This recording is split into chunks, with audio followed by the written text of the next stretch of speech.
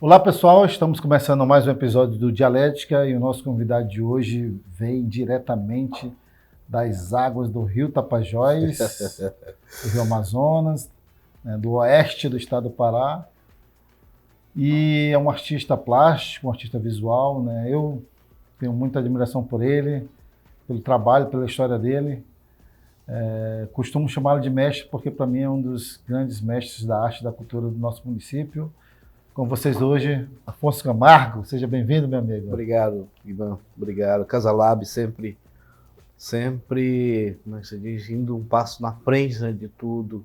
Esse programa maravilhoso. Eu senti, assim, há 25 anos atrás, eu já cheguei num clima maravilhoso aqui, encontrei Paulo Diniz. A nossa vitrola, né? Isso. Obrigado pelo convite, amigo. Obrigado. Cara, o prazer é todo nosso, né? A gente vai bater um papo hoje, falar um pouco da sua história, né? Uhum. E um pouco da arte e da cultura, né? Assim, eu acho que uma das funções desse talk show, dessa conversa, né? É também dar voz, né, para aquelas pessoas que a gente considera que tem um trabalho relevante na cidade e também tem algo para dizer, né? Uhum. Assim, eu acho que nas nossas conversas ao longo dos anos a gente sempre falou sobre isso, né? De como é importante manter também a oralidade, né, do nosso fazer cultural, né, da nossa arte. E estar com você aqui, que é uma referência aqui no município, né, cara, assim, eu acho muito importante, né. Afonso, vamos começando falando da tua origem, né, você que é ali de Santarém, né, do Tapajós, né, conta um pouco assim do teu iniciar com a arte, né, como foi que aquele bichinho lá da arte lhe picou? Você iniciou muito bacana, falando do bebê da água do Tapajós e do rio, né?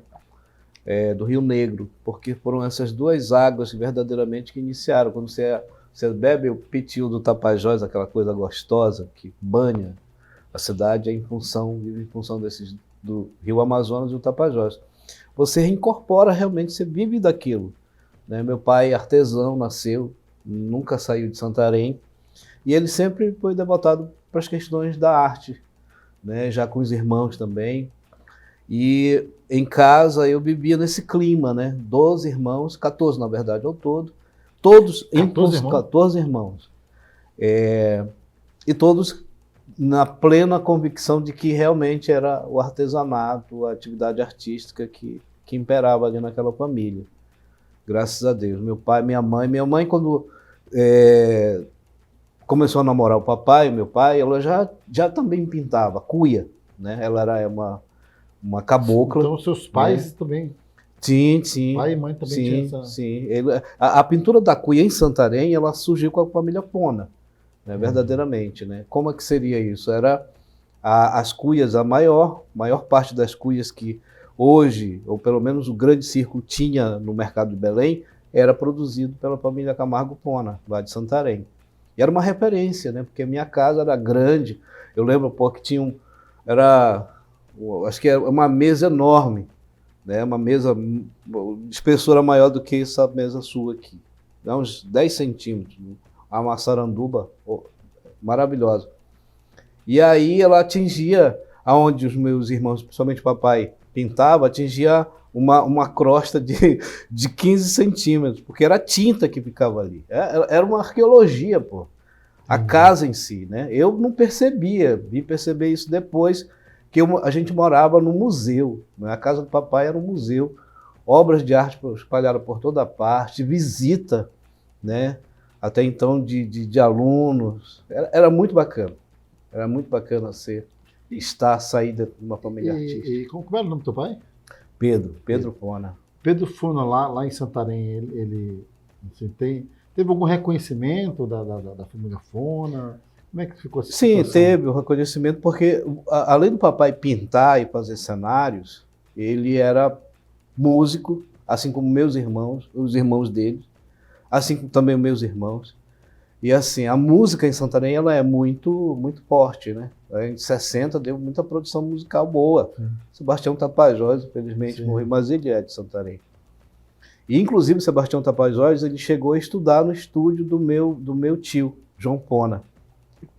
O tio João Pona, ele era a referência dentro das artes visuais, né, que é artes plásticas, em Santarém. E era muito bacana porque ele fazia aquelas superproduções sem equipamento nenhum. Ele era ali. Ele trabalhava, na casa dele tinha um que nós chamamos hoje de quadra aqui, mas era um espaço grande, né? E ele pintava assim, sem uma noção de tridimensionalidade. Ele pintava, colocava o painel e aí ele ia pintando aleatoriamente. Quando se suspendia, a coisa ficava... Isso ali me deu assim me encorajou muito a seguir o passo da cenografia. Eu já tinha a base, que era Santarém, que era em casa, que era a pintura das cuias, né, pintadas e tal, quadros, entalhamento, isso foi só me favorecendo. Eu pintava, em média, 15 dúzias de cuia por dia. É muita cuia, né? E assim, manual, tudo sem repetição nenhuma, paisagem, a flora amazônica, a fauna amazônica, tudo era motivação de inspiração para você estar compondo. Santarém, pelo apelo, digamos assim, pela geografia que mantém, é muito bela em termos dos seus recursos naturais, startando isso com a questão do turismo. Isso vem a beneficiar a gente também, né? No campo das artes. Santarém é uma das regiões talvez mais belas do estado do Pará. Nós temos assim, a Terra do Chão, a Caribe brasileira, né? Pelas revistas Forbes e tal, né? E aí o menino Afonso ali já na adolescência resolve... Aí o menino cresceu. Caiu no trecho. Aí eu caí no trecho. Saí pela primeira vez com 13 anos de casa. Fui fazer uma masterclass, digamos. Masterclass. Em Manaus, a convite do meu irmão. E aí ele levou muito tempo eu levei muito tempo para absorver o que ele pretendia, né? Ele me convidou para fazer carnaval, eu fui, mas na verdade foi para me testar, né? Eu cheguei em Manaus como se fosse hoje, à tarde, vamos supor. Quando foi à noite, ele me levou para o barracão. Eu saí do barracão com 30 dias depois. Com o 15º dia, eu já queria voltar do barracão mesmo. Eu não tinha nem conhecido a família dele, né? Mas eu digo, não, eu vou aguentar porque a parada aqui é sinistra, né? E era realmente, década de 80, 90, foi muito complicado.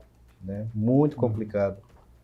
E mesmo assim, cara, com a pedra, ferro e fogo, nós enveredamos nesse mundo. Digo, não, eu vou enfrentar, porque um dia eu vou ter que voltar, né? Afonso, assim, a gente, assim, pelo que a gente conhece a tua história, a tua trajetória, né? Sempre envolvido com arte. Sempre. Você já teve um emprego formal? Trabalhou no supermercado, na escola. Não, né? Que eu lembro, não. Eu tive um emprego, mas era voltado à arte. Por exemplo, eu sou um mecânico, mas mecânico geral. Tu já foi secretário de Cultura de Parapeba, né? Sim. Para quem não sabe. Mas era um emprego sempre voltado para a arte. Voltado, né? Exatamente. Porque eu já trabalhei cada coisa. Por exemplo, professor. Eu já fui, já administrei aula em colégio, mas sempre professor de arte. Toda a minha relação sempre com arte, sempre devotado com arte. A única coisa que eu entrei assim por conhecimento, mesmo por vontade, é no curso do Senai. Eu fiz Senai por 3 anos, tornearia mecânico, sou torneiro mecânico de formação. Mas assim, eu nunca exerci a profissão. O que me valeu dentro da tornearia mecânica é o conhecimento técnico do desenho. Do 3D, né? 3D. Aí eu digo, não, eu vou ficar com isso aqui, porque esse aqui é o meu nicho, né? É o meu métier. Foi Senai? Senai. Muito bom. Ele e o Lula fizeram... Senai. Os melhores homens do mundo fizeram Senai. Eu fiz Senai, cara. Fiz Senai. Então aí, um exemplo para você. Instalação predial no Senai. Os inteligentes, né? Senai nos anos 80, anos 90, ele formou muita gente, né? Era tipo ter uma segunda formação. É verdade. Minha mãe me obrigava a ir. Eu lembro que quando você terminava o Senai, você já tinha garantia. Ali na região de Santarém, tem o Por Trombetas, que é o projeto de Bauxita. Sim. Todo mundo, a galera que terminava o Senai, era para trabalhar lá. O único trabalho assim que eu fiz dentro da mecânica foi consertar uma paleta de helicóptero. que a mecânica da aeronáutica não tinha mecânico, que estava adoentado, e a aeronave queria chamar aquele lá, pô, cadê o melhor aluno do Senai? Não, ele faltou. E o pior é aquele lá que está... Só deu eu. É claro que nós fomos com mais 3 colegas e o corpo da CIPA, e funcionava muito bem, cara. E nós consertamos, é claro, a aeronave, dizer para todos que funcionou, né? Isso é o mais importante. Não caiu, né? Mas assim, foi a única coisa diferente que eu me lembro que eu fiz, né? Que não está relacionado com a arte. E Afonso, a tua chegada em Carajás, aqui na região? Foi um convite que eu tive da minha irmã, que morava aqui, a Nazaré, minha mana querida, por sinal, e me convidou para vir visitar ela. Eu vim, dei um cheiro nela, no dia seguinte eu já estava aqui de novo. Quer dizer, eu via a necessidade, né? Principalmente para Paraupebas. E a diferença, eu morava no núcleo, mas digo, não, vou conhecer Paraupebas, porque não tinha nada. Então eu digo, porra, é isso aqui que a gente precisa. Eu acostumado... Bem no início também. Bem no início, 93, quer dizer, já tinha muita coisa acontecendo, mas mesmo assim, já na década de 90, por exemplo, a PA já estava sendo construída, não tinha um asfalto. CDC tinha? Não, CDC não. Era o Jorge. Era o Jorge do Pit Dog. Era uma barraquinha de hot dog, né? Era o point da cidade. Quando tu chegou aqui, assim, tu lembra assim, das primeiras pessoas que tu fez contato? Tipo, tem fulano, assim, que tô falando dessa área mais cultural. Sim. A Ascuca era uma associação, ela não foi bem uma associação, mas foi Ascuca? Ascuca, que era um conglomerado de pessoas, de professores do colégio Pitágoras, na época, Colégio Pitágoras, e se organizava para bater papo no final de semana, tomar aquela cervejinha, assar uma carne. E aí surgiu a ideia da constituição dessa associação dos artistas, de atores, inclusive. E aí esse mundo veio, eu descobri e entrei dentro deles, né? Mas tem alguém que tu lembra daquela época? Souza Lobo, fazia parte, Souza Lobo. Algumas professoras que estão ainda hoje aqui, outras já foram embora, a maioria era mineiro, né? O Souza chegou a montar também um instituto, parece, né? Sim. O Souza Lobo, a gente fazia peça maravilhosa, a gente apresentava coisas lindíssimas, né, baseados. Eu sempre trabalhando com cenografia e sempre no teatro de Carajás, no teatro. A gente vê, assim, tem uma questão por exemplo, a Semana da Mulher em Paraupebas, né? Sim. Que é um evento que acontece, inclusive é patrimônio, né? Patrimônio cultural do Estado e do município. E ali é um momento também onde os artistas tinham oportunidade de desenvolver, né, alguns trabalhos, né? Sim. A gente fez o documentário do Mulheres de 20, né, que é comemorando 20 anos do Encontro da Mulher. Aí tem imagem ali do Carlota, né, vestida, os cenários, fogo, né? Era um trabalho lindo. E ali tinha dedo teu ali, né? Sim. Existia uma necessidade porque antes de eu vir diretamente para cá, eu saí de Manaus. Né? Inclusive, tem uma entrevista que eu fiz com o professor da universidade, que ele sacou isso, né? Então, ele falou assim, então você iniciou do mínimo e foi para o macro. Realmente, o mínimo era Santarém.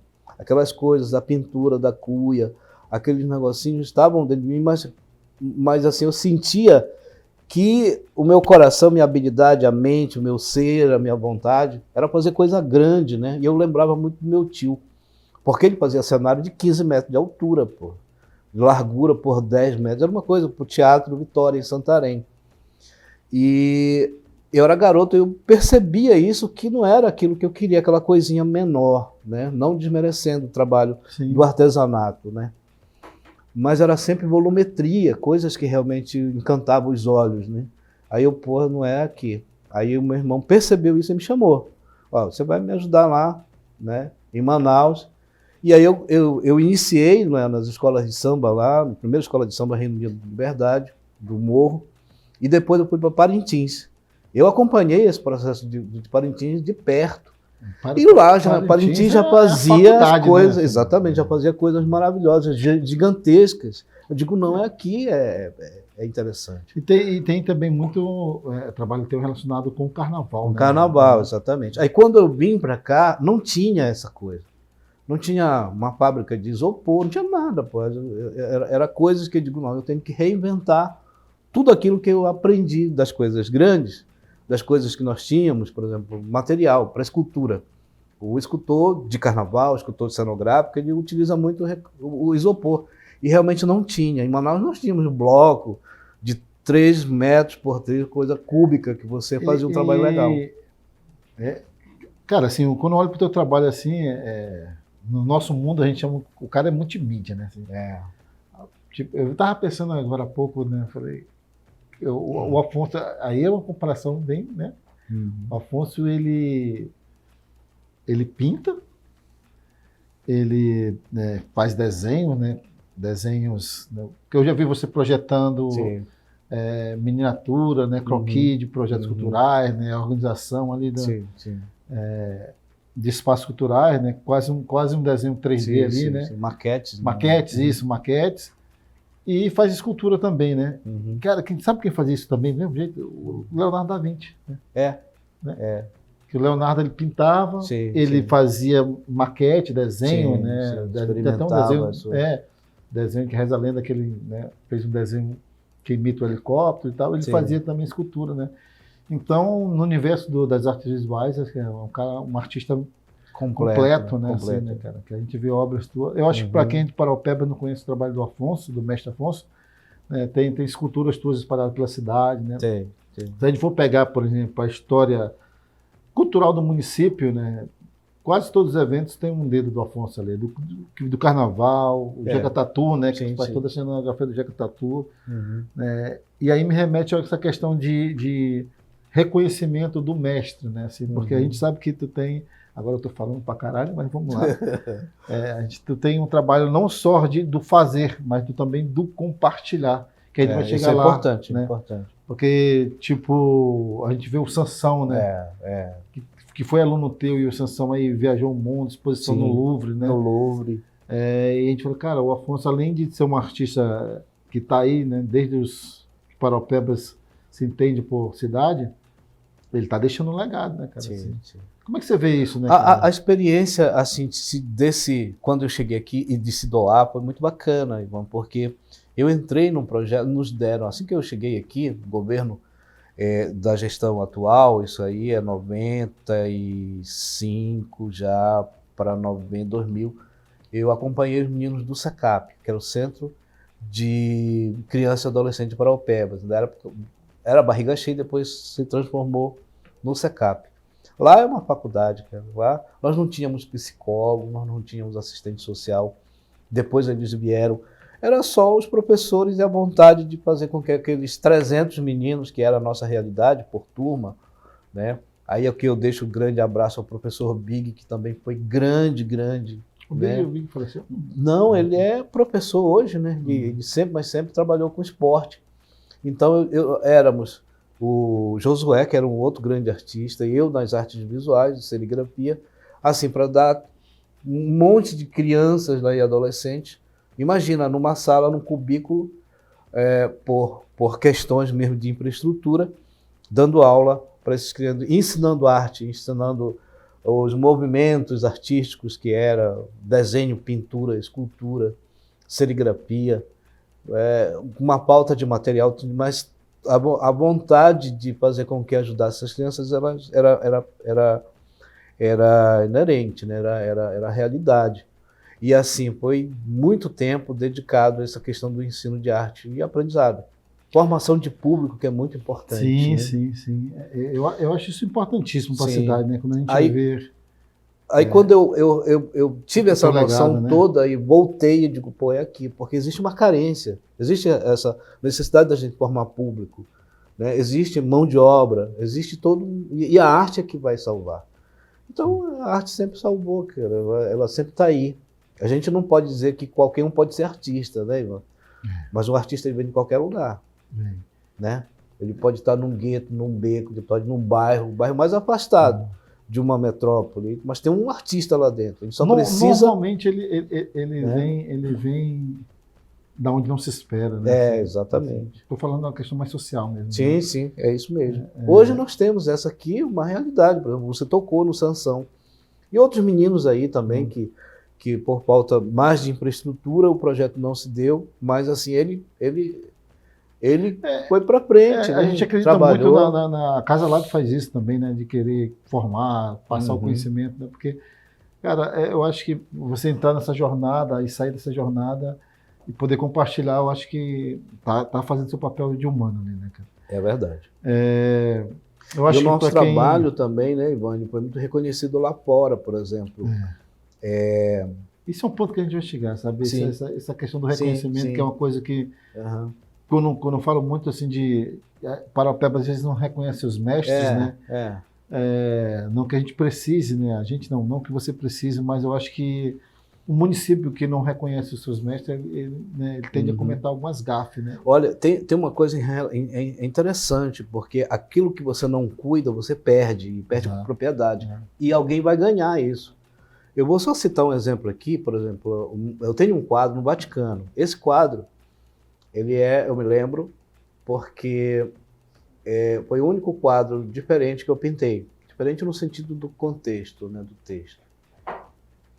E era um quadro de 60 por 80, uma paisagem modestamente muito bonita. E essa paisagem foi dada para o Papa Bento XVI. E ele colocou na antessala do papal. Está lá um documento, eu tenho esse documento. E quem levou esse quadro foi o padre Robertinho, né? O saudoso padre Robertinho. Maravilhosa pessoa, que tinha esse trabalho de vir no Brasil, especificamente para Paraupebas, recrutava o trabalho dos artistas para vender na Itália, para que esse serviço fosse esse dinheiro da venda. Ele não ganhava nada com isso, porque ele era missionário, e ele pegava esse dinheiro e trazia para Paraupebas e para Curionópolis de novo, né, para fazer casas populares. Isso é interessante. E essa história do quadro, a cidade onde ele estava, que era Ferrara, que montou o museu dele, né, o Museu de Obras de Artistas Paraenses, no caso, brasileiros, já estava tendo rota turística.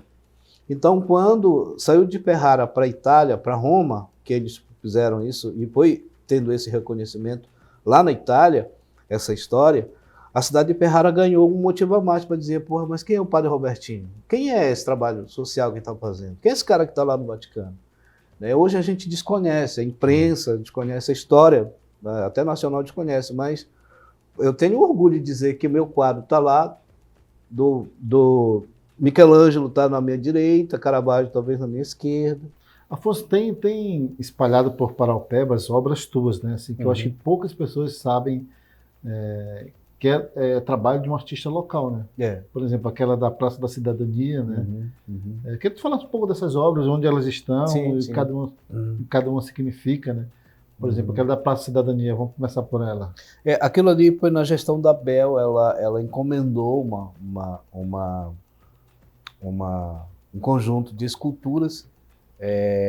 A princípio, o projeto era fazermos mais, e ter realmente um conjunto escultórico naquela praça onde se diz hoje que é a Praça da Cidadania. O elemento central, a família, está lá no topo daquela espada, digamos assim, daquele monolito, e ele tem essa função. Foi bacana também, foi uma ação compartilhada entre um grande escultor também, que foi o Josué. O Gelson na época estava aqui. Eu fui encabeçado de idealizar o projeto e apresentar para a gestão aprovou, achou muito interessante, e nós partimos para a construção daquilo lá. Mas foi muito bacana, porque aquilo ali é a família, né? Aquilo é concreto, armado? Concreto.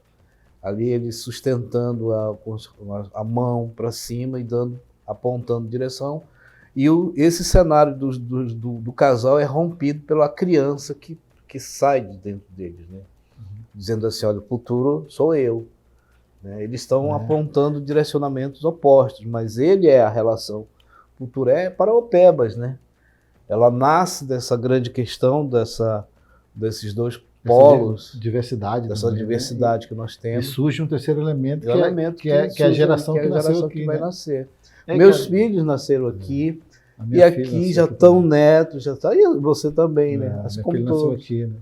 Então a gente tem que olhar para Paraopebas com esse olhar de pertencimento. Já não é mais a cidade onde nós nascemos, né? Não que a gente vá perder a referência, não, pelo contrário, é acúmulo de conhecimento, né? Paraopebas hoje está, o meu conceito de Paraopebas é essa relação.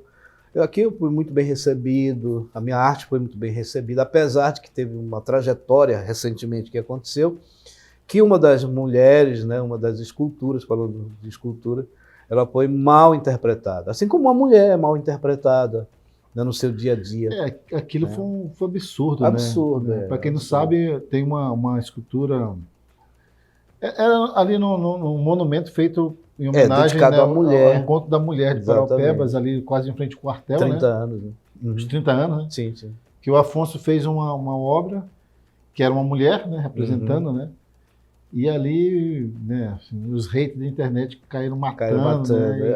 Os oportunistas, né? Porque a gente estava vivendo um período político aí bastante grave, com desafetos, onde o negacionismo era ferrenho, né? A gente viveu um período turbulento. Turbulento, aí, né? Então isso vejo como que... Eu vi mulheres falando que aquele símbolo feminino era coisa satanista. Satânico. Né? Eu falei, me chamaram de satânico. Nós estamos em 2021, né? Exatamente. Pelo amor de Deus, exatamente. Joga no Google ali, né?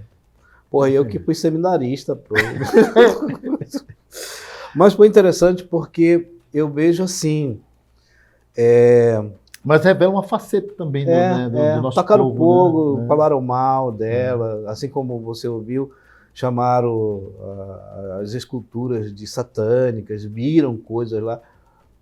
Porra, a gente fica... Eu fiquei muito abalado. Quem é um artista que não, né, Sim, que não fica? As minhas redes sociais, você tem ideia, mas olha, de tudo, quando o mal vem, não existe uma possibilidade de ser total que o bem não vença. Ou seja, às vezes o mal é importante para perceber a importância que existe da bondade, né? E nem tudo é torto, né? Minhas redes sociais na época eram variando de 800 visualizações, nesse dia foi para 6.000. Assim, foi rápido. Eu não conhecia. Minha filha me ligou, papai, olha o que está acontecendo. Digo, não sei o que está acontecendo. Mas foi legal também que parte da sociedade né, teve ali, né, teus amigos, as pessoas que a gente conhece. Sim, vieram juntos. Né, foram muito... compraram a briga. Sim, né? Eu fui um cara que fiquei muito revoltado com tudo aquilo e compartilhamos o vídeo ali e teve muitas visualizações. Mas eu achei que faltou um posicionamento, sabe, das autoridades, mas tudo bem, né? Para mim, o conceito, eles foram covardes, né? Todo mundo, começando pela gestão, porque era uma questão política, sim, mas, porra, tem que defender as coisas boas, não vai se depreciar obra de arte, a arte em si, por uma questão política, isso é renegar tudo aquilo que a marcha do crescimento humano conseguiu. Poxa, nós estamos no século XX, né? 21. E essa horda de conservadores, cara, se a gente não combatê-la, elas vão querer dominar, cara, sabe assim... Senti falta muito. A arte foi muito combatida, né? Eu senti falta muito do Conselho Municipal de Cultura, que deve, não por ser eu, mas ali era uma expressão artística. Era a mulher que está sendo posta em xeque. Aqueles caras lá que tocaram fogo, que falaram das estupidez, as pessoas que veem a mulher dessa forma, né? Elas veem uma mulher, as intolerâncias que existem dentro do relacionamento. Eu vi que o cara pegou ali, eu vi a cena, o cara tocando fogo, assim, com um gesto assim, extremamente de raiva, né? Eu acho que é assim que pensa o machismo, pensa essa coisa de ideologia, essas coisas. Eu acho que a arte, ela vem para contrapor também essa, né? Dá o pé na porta, sabe? É isso mesmo. Eu acho que a gente tá vindo aí de 4 anos bizarros, né? Que a gente nunca viu tanta bizarrice em relação a que foi dito, falado sobre arte, né? É isso mesmo. E estamos retomando um fôlego novo. Eu acredito que não tem Salvador da Pátria, sabe? Não tem, não existe. Mas, assim, quando a gente olha para o que passou, pelo que o Brasil passou, né? Fala, cara, porra, acabou em tese, né? Uhum. Mas, assim, o ódio que permanece no coração de muita gente ainda é grande, né? É isso mesmo. E aí eu acho que a arte tem um papel importante. E aí é importante da gente formar público, Sim. né, Ivan? Quando você faz uma apresentação, quando você leva a Casa Lab, quando a gente faz uma exposição, a gente pretende que, no mínimo, ali, alguém tem que ser tocado por aquilo ali. E vai tocar, vai conceituar aquilo ali positivamente a ponto de mudar o seu ponto de vista, né? A sua forma como vê essa questão. É. E o coitadinho lá do Gandhi lá, cara? Eu tô com pena. O Gandhi é um pacificador, cara. Eu não merecia aquilo ali. Eu fiz aquela estátua a primeira vez. Quem não sabe, o Afonso Gandhi, também, né? fez uma estátua, né? Do Gandhi, para Mahatma Gandhi, que foi revitalizada e tal. Uhum. E eu acho que logo nos primeiros 15 dias quebraram a cabeça do Gandhi. Levaram ela, acho que como troféu, né?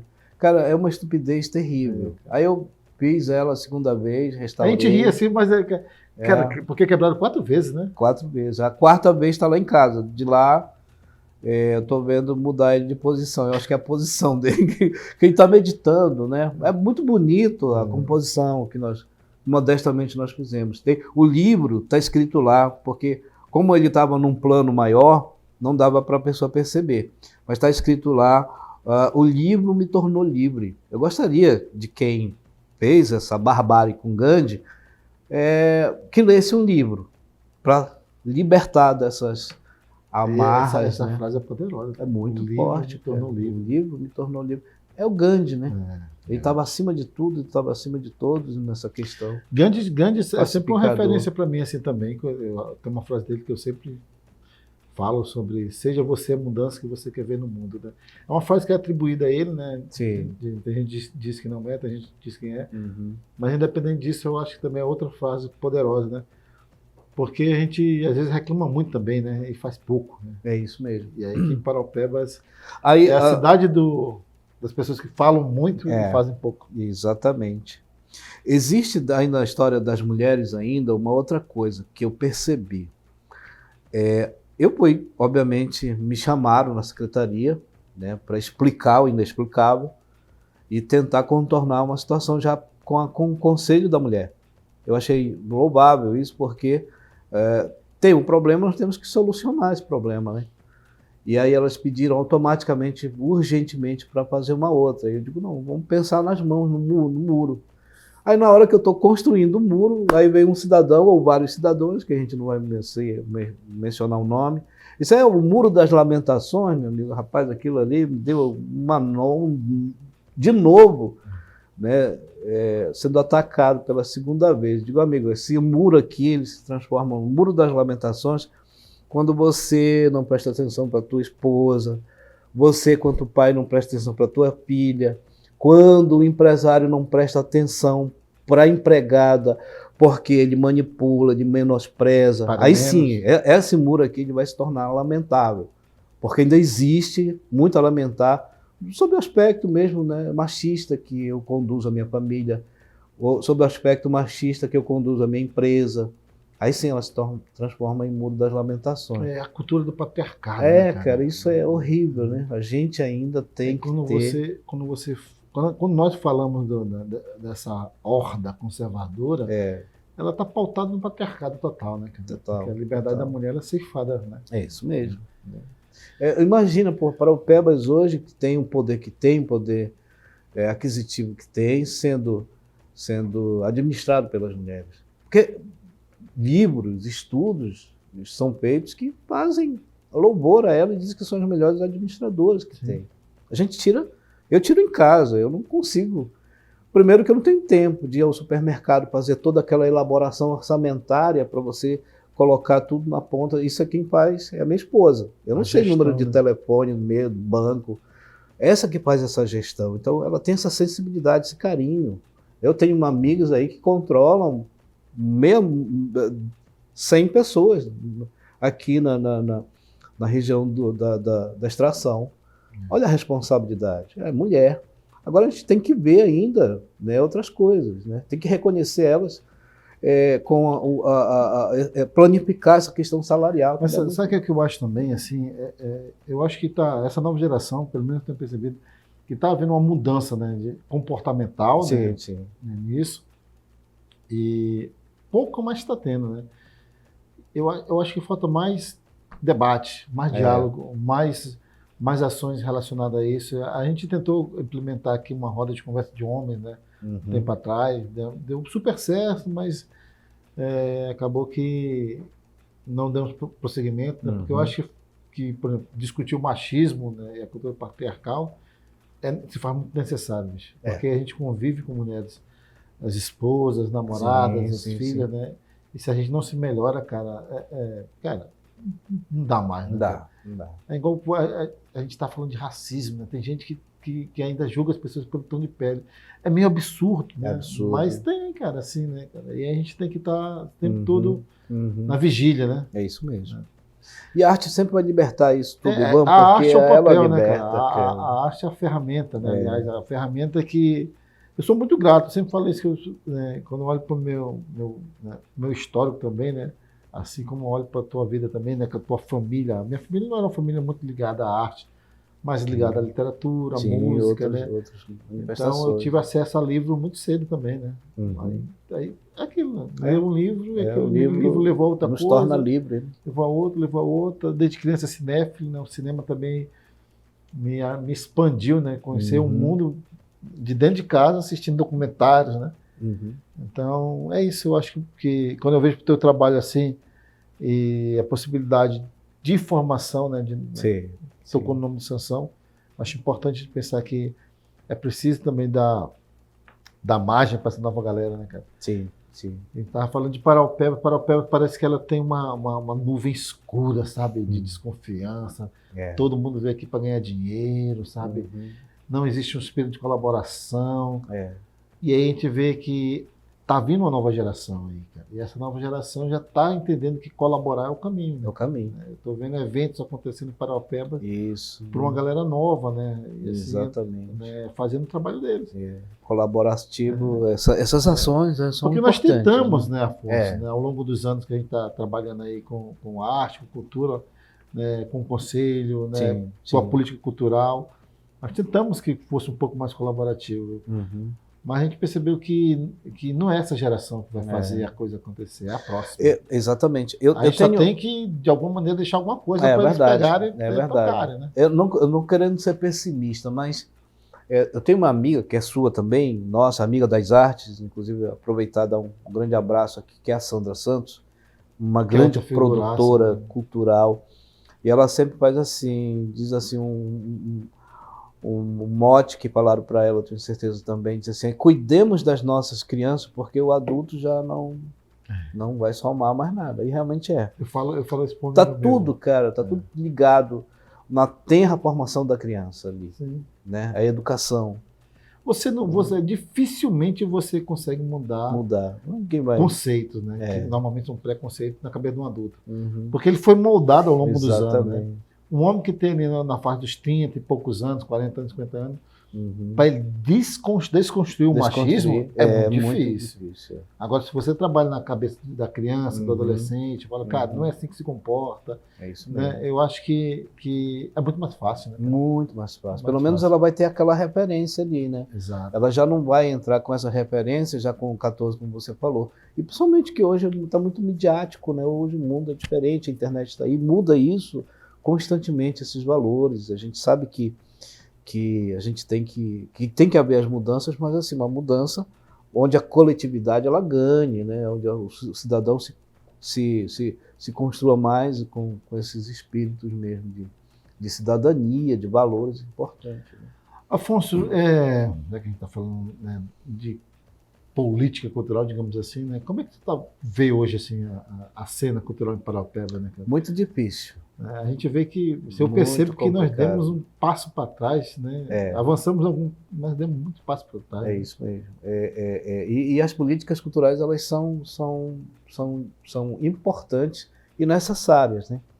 Infelizmente, felizmente nós iniciamos uma coisa, construímos uma secretaria, você fez parte disso, né?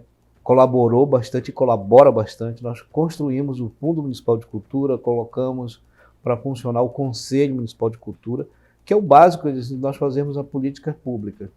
Mas, assim, quem concorre a isso, quem faz com que aconteça, não tem essa percepção, né? Hoje, felizmente, nós não temos essa referência. Dizem que política de cultura é você beneficiar o artista. Em parte, sim, mas você não vai resolver o problema empregando o artista. Ele vai resolver o problema da família do artista e dele. Mas como é que ele vai resolver o problema da coletividade de uma sociedade que está marginalizada lá na BS10, por exemplo? Sem esse apoio, sem essa estratosfera que é a cultura, que deveria patrocinar encontros, produzir formação, né? Dar realmente a arte e fazer com que a política funcionasse. Não tem, porque eles não penetra. É uma bolha que foi criada ali e pronto. Nós temos que romper com isso. Temos que colocar políticas de fato de direito para funcionar na zona rural, lá nos interiores, aqui nas periferias, que é o que rola a realidade. Aqui no centro é muito bacana, tem shopping, tem um monte de coisa.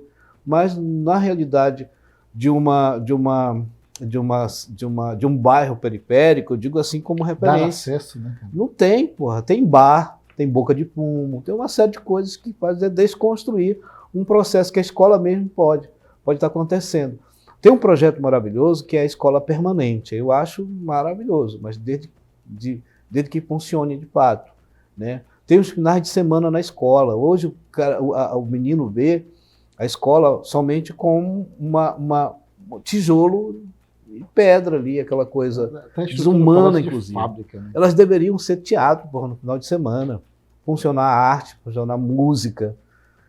Para que os próprios alunos que estão no bairro, eles façam essa produção cultural nos finais de semana, envolvendo a família, envolvendo toda uma coletividade, né? E assim a gente tá trabalhando. E não custa caro esses projetos. É interesse mesmo, interesse político que não existe. Então, as políticas culturais elas são importantes para dignificar, inclusive, o ser humano na sua essência. Principalmente a cultura, né? Afonso, é clichê falar da potência que é Paraupeba, né? Mas a pergunta que às vezes eu fico me fazendo é potência do quê? Né? Tipo assim, nós somos uma potência mineral. PIB ali bonitinho, né? Se a gente for ver os índices, né, econômicos Paraupeba, cara, é de dar orgulho para qualquer pessoa, né? Mas quando a gente vem para a realidade humana, né, IDH, vamos falar de cultura, que o papo é cultura, a gente vê que não há planejamento nenhum, cara. Não há planejamento nenhum. A gente estava falando assim que a gente tem ali uma estrutura, né, que é a secretaria, conselho, né, o movimento social. E Paraupebas é uma cidade muito diferenciada em relação à cultura, porque tem muita gente boa. Eu falo isso porque gente de fora olha para cá e fala, cara, Paraupebas tem muita gente interessante. Nós temos gente na área da dança, essa galera da dança aí está mandando ver, das artes visuais. Tem umas meninas agora que estão pintando, né, aquarelas, sabe? Um trabalho fantástico. A gente o audiovisual, né? O audiovisual tem uma galera um exemplo também, aí que é você mesmo, Casalado, tem um trabalho maravilhoso. Cara, o Jacatatu tem muita coisa, né? E aí a gente vê, né, um desenho de transformar Paraupeba numa cidade turística, né? E aí que está o grande, pelo menos na minha humilde opinião, que é o grande entrave, né, cara? Eu acho que fazer uma política voltada ao turismo, a cultura intrínseca tem que estar ligado. Tem que estar ligado.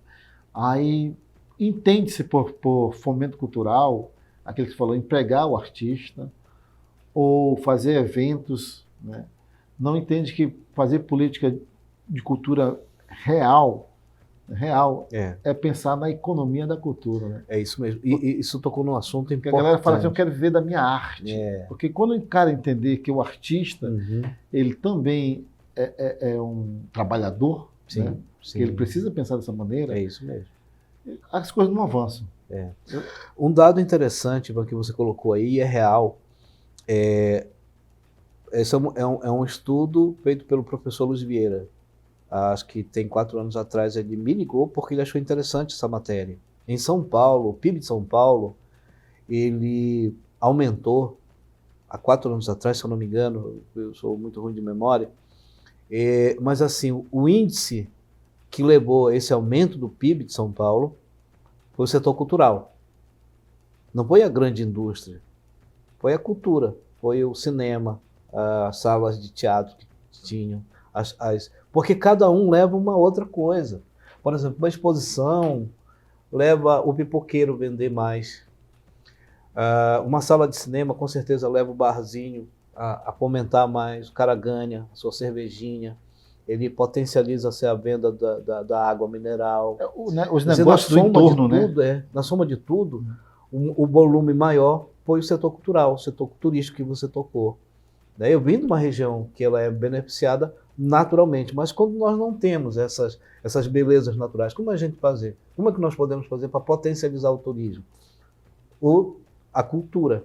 A cultura, e para mim é muito óbvio, né? A gente tem uma floresta muito bonita, sim. Mas a gente não é uma cidade que estrategicamente tem aquela beleza natural que vai atrair uma praia, alguma coisa assim, né?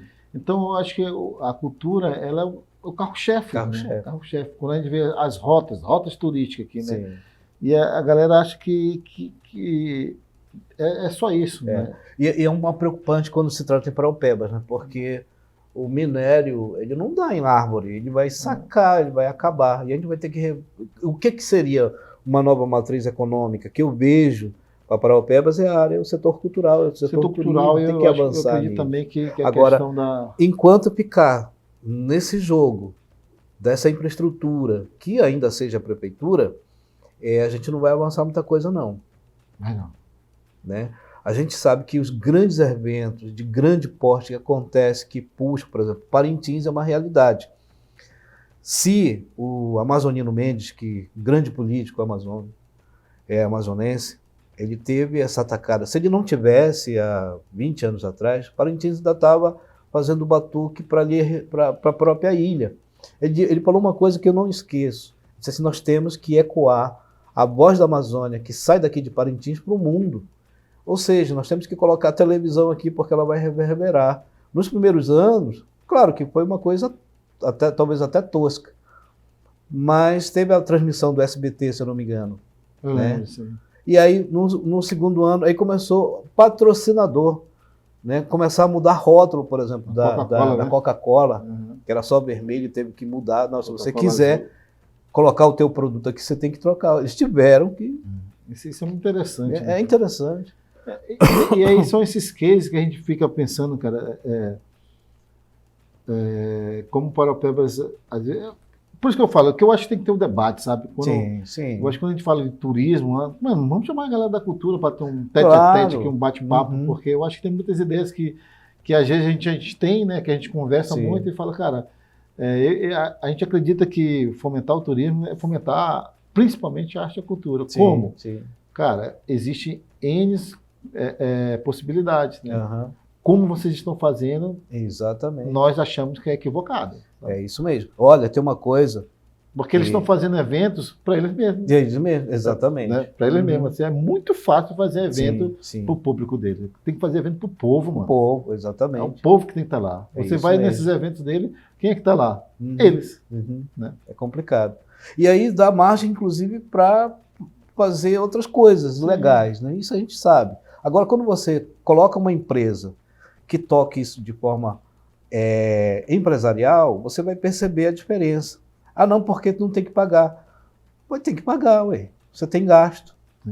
Né? Você só vai ter lucro se você ter renda, se você pagar. É óbvio. Economia da claro cultura, que a gente vai banalizar para os preços populares, fazer com que tenha a empresa, ou sei lá, o conglomerado, não sei. Mas tem que ofertar algo em troca também. Porque ela não só vem ou só ganha com isso. Eu digo constituir uma empresa daqui mesmo para que toque essa questão. Um exemplo, e a gente tem essa realidade, eu vejo faço até uma comparação que às vezes as pessoas não gostam. Mas assim, nós temos Paraopebas, que nós temos uma infraestrutura com potência, nós temos Canaã dos Carajás, que está potencializando, se potencializando. Mas sabe o que eu vejo? Né? Eu A acho, gente, se nós não percebermos e corrermos atrás, a gente vai, como é que se diz? Vai perder.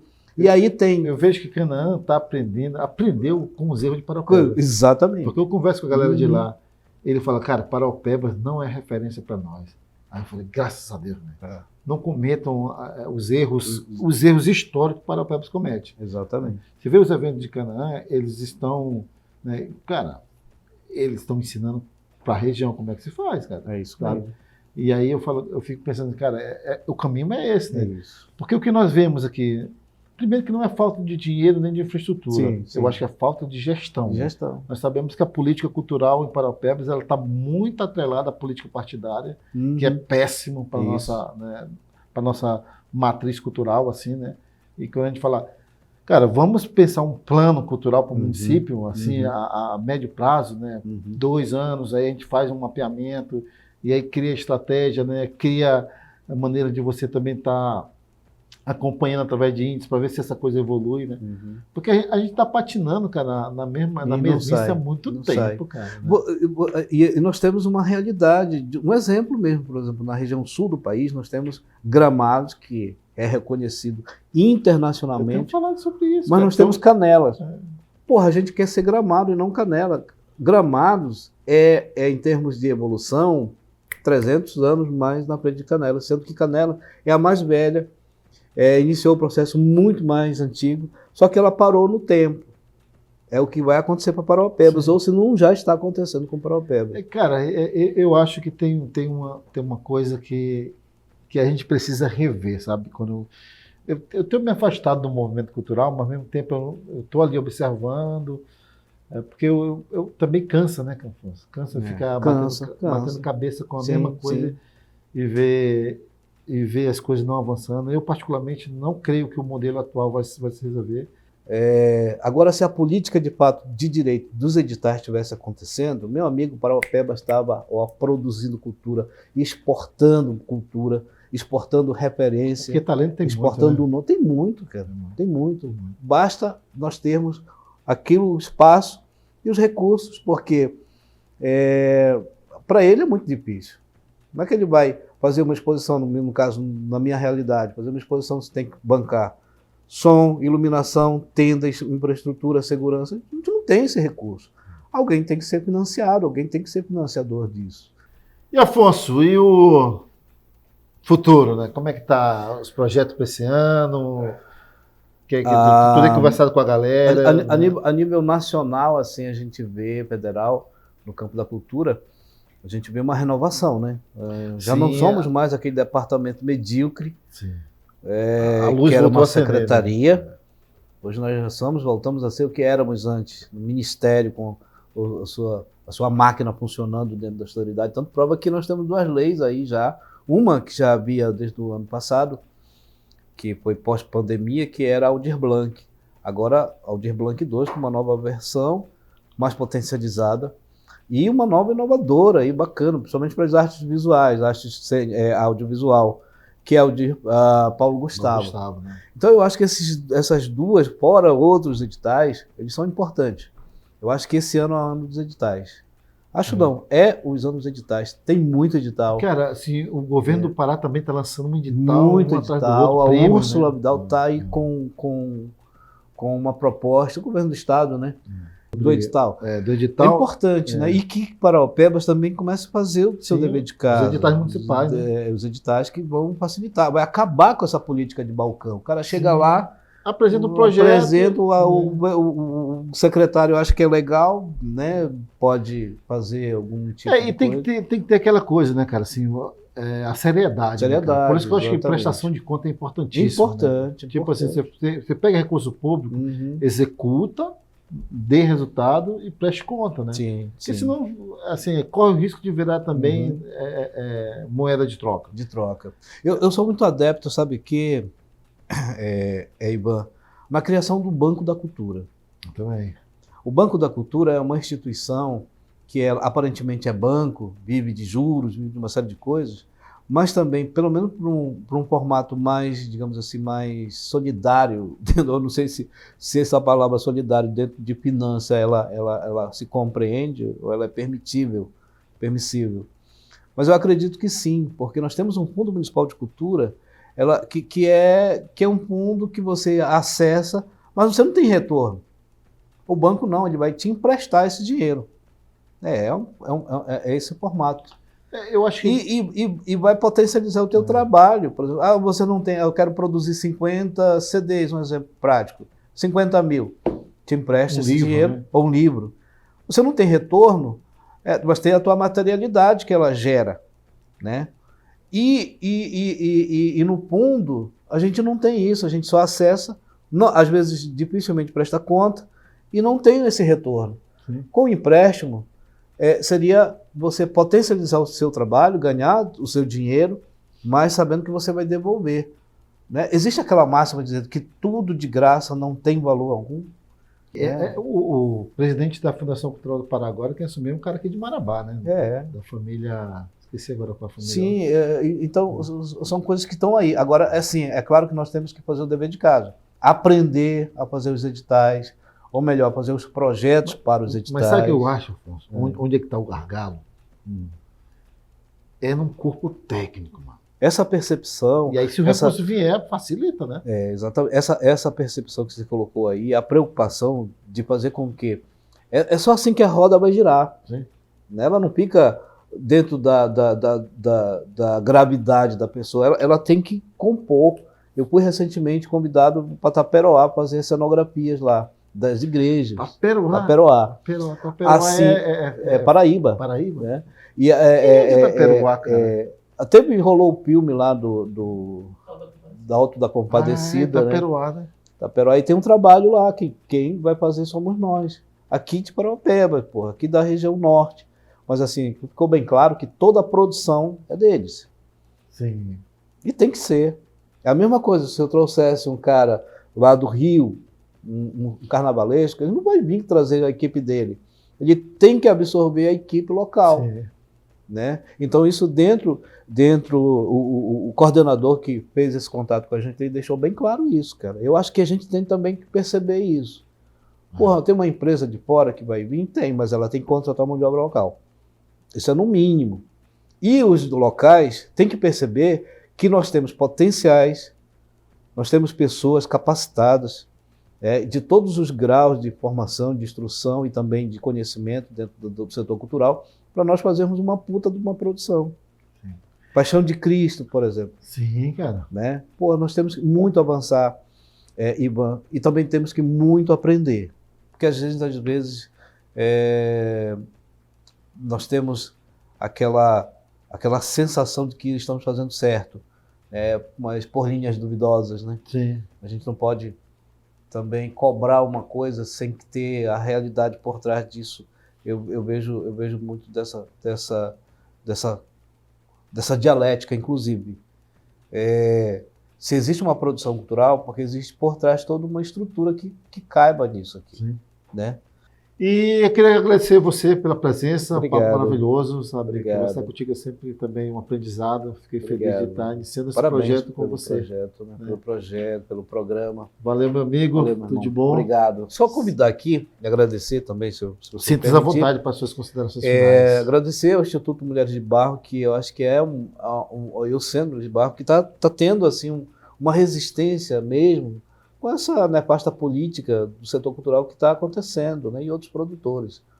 E também dizer que os ciclos de exposições a gente vai iniciar a partir do mês de junho, com sala de reboco, pretendemos fazer.